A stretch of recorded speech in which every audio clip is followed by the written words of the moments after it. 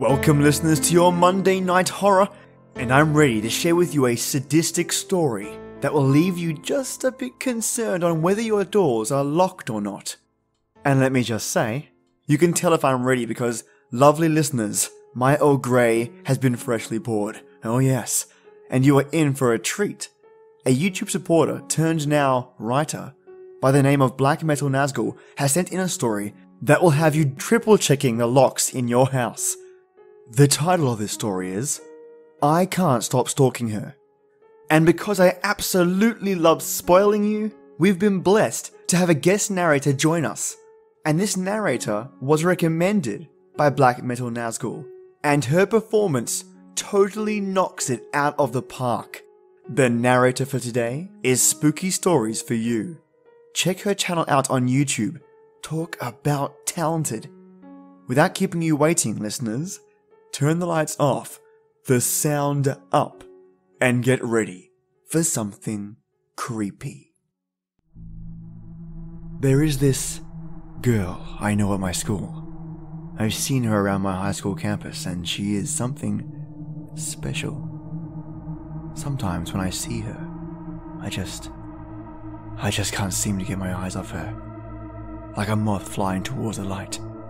She just draws me in. I know it seems to be a bit creepy, but you've seen her, right? Admit it. She's quite the looker, yeah? We're both currently in our senior year of high school. In fact, we've actually been going to the same school since way back in kindergarten. Yep. I loved her. Really liked her since way back then. Her name is Kristy, but we never really hung out during our childhood days. We happened to be classmates up until high school. So, I've had ample time to watch her, and would see her around campus. Sometimes, I would try asking her out, but she always dismisses me. Even though I know no means no, I still keep on trying to ask her out. I mean, I'm a catch, and so is she. It's crazy to turn me down. One time, I decided to follow her home. I'm quiet when I want to be, and she never seemed to notice me following her. I saw her walk inside her house, but you know how it is when you've known someone so long. You eventually figure out where she lives. I think she does notice me, but plays coy and fakes not seeing me, or never notices me following her. Now, one night I snuck into her house and went into her bathroom to leave a lovely message. No, a love note, and wrote it on the mirror. Hi Kristy, you're quite the hottie. I love the colour of your lipstick and the way it feels in my hands. That's when she realised I was in her bathroom. Now, I had no idea where she was in the house, but she heard me, and she realised I was in her bathroom. I can be quiet, but I think part of me wanted to be found. All of a sudden, she came into the restroom screaming bloody murder. I tried to smile at her, and I think it may have been, let's just say, a little creepy. I was actually a bit surprised, because I thought she was on the first floor watching TV. I guess I was wrong. I ran home, and the next day at school, there was a note on my locker that said, "Stay away from me, you fucking creep. I don't know who you are, what you want from me, but I'm giving you one chance. One chance to fuck right off. Every day I see you looking at me, weirdly. You're sick. Do you know that? I can't believe you think we're together. I want to stay as far the fuck away from you as possible. And I don't know how you found out where I live, but if you try anything like that again, I'm calling the cops. This is your first and final warning. Disgusting creep." Of course. you know what they say. She's playing hard to get, and anything worth getting is worth working for, right? I still wanted to keep following her and getting to know her more. I can tell she's interested in me for sure. I mean, she always looked at me in kindergarten, the school halls, and would wink at me now and then. Maybe though my communication skills were just bad. But I would have fantasies about her and pleasure myself whenever she came near. Kristy.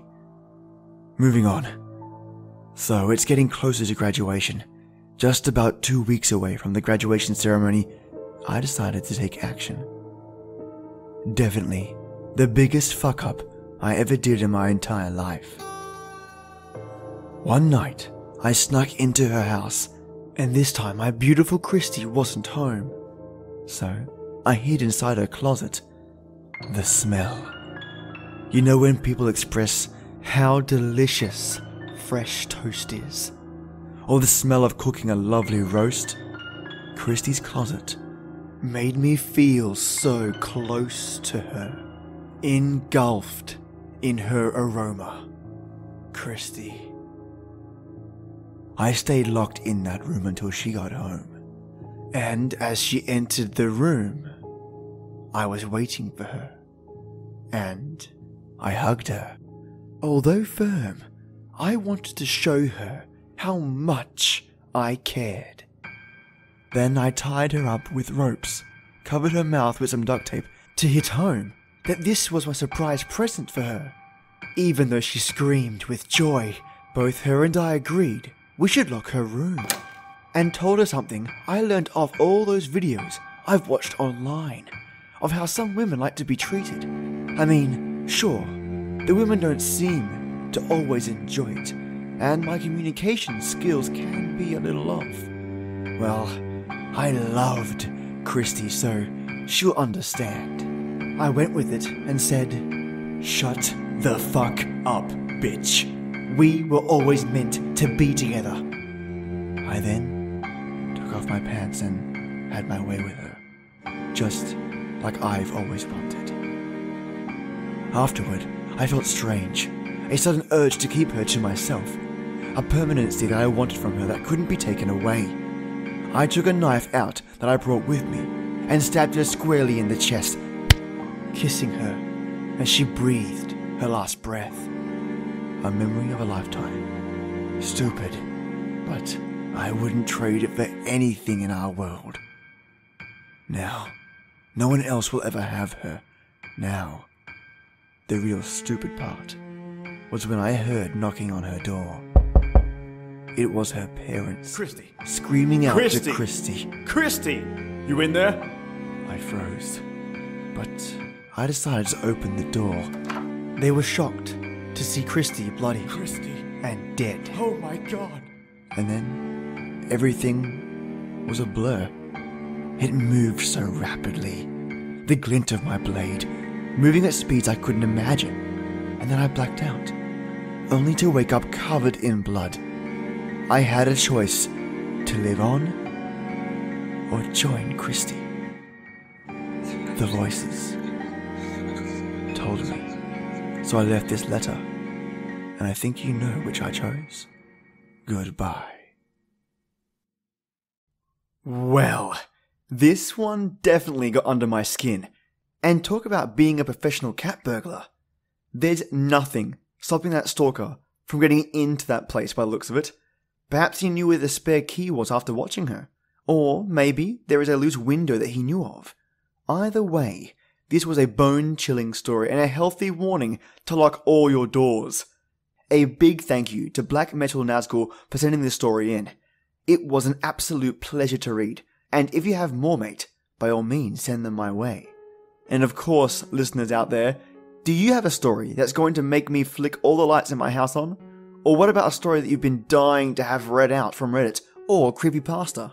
Feel free to email me directly and I'll make sure I get back to you straight away. And lastly, a big thank you to SpookyStories4U for collaborating with me. Talk about a stunning voice and a great fit for this story. As I mentioned, be sure to check out her channel and I've added the link in the episode so you can find her easily. Stay tuned for more stories tomorrow, as I'm currently sourcing Black-Eyed Kid accounts just for your lovely ears. And if you have any Black-Eyed Kid account of your own, by all means send them in. My email is storiesfablesghostlytales@gmail.com. And on that note, this is the place where stories live, and you telltellers come to listen. Enjoy your day or night, and join me every weekday for our creepy tradition. And as always, till next time.